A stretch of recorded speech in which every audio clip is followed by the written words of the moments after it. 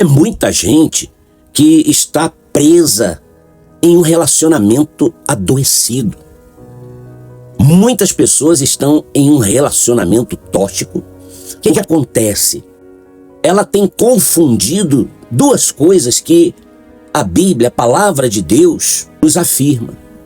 Por exemplo, o perdão com a reconciliação. Vamos entender isso. Perdoar é de fato sim você obedecer um mandamento de Deus.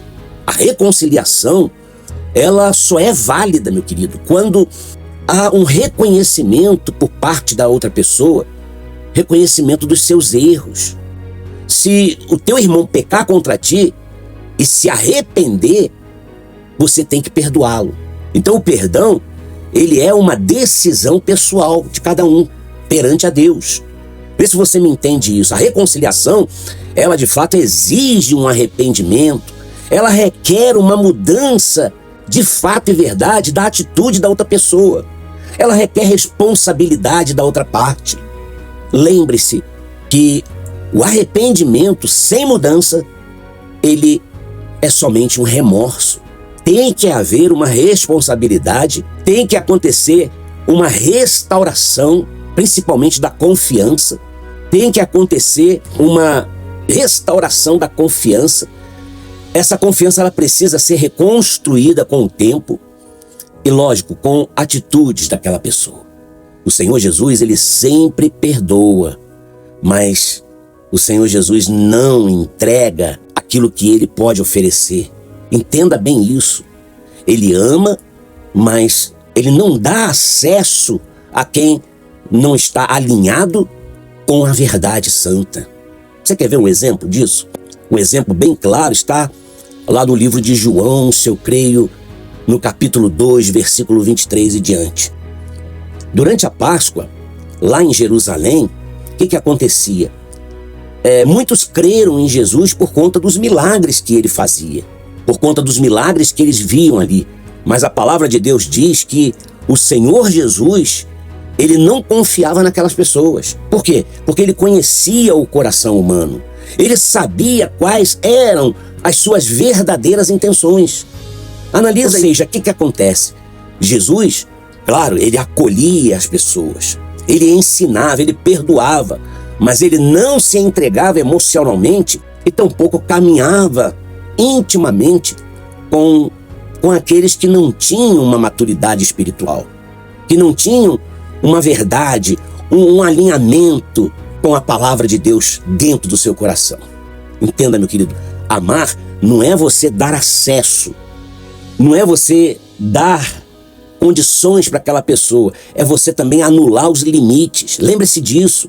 A reconciliação sem a verdade, ela gera um aprisionamento, um sofrimento, uma decepção. Tem muita gente que acha que se ela perdoou, então ela é obrigada a voltar para o mesmo ambiente, para a mesma situação, para a mesma convivência. Só porque ela perdoou, ela é obrigada a manter a mesma relação com aquelas pessoas. Ou talvez aceitar o mesmo padrão abusivo, desrespeitoso. Isso, meu querido, não é o Evangelho. Isso é falta de limites, isso é falta de discernimento, isso é falta de sabedoria. Compreenda, o perdão, ele é uma decisão interna da pessoa, que, claro, traz libertação, tira de você o peso. Já a reconciliação, ela é uma construção externa, que vai depender da outra pessoa.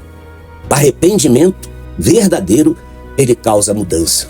Não existe reconciliação saudável se não há um verdadeiro arrependimento, ou seja, uma mudança daquela pessoa. Jesus, ele nos ensinou a amar, mas também ele nos ensinou a sermos prudentes, sóbrios e vigilantes.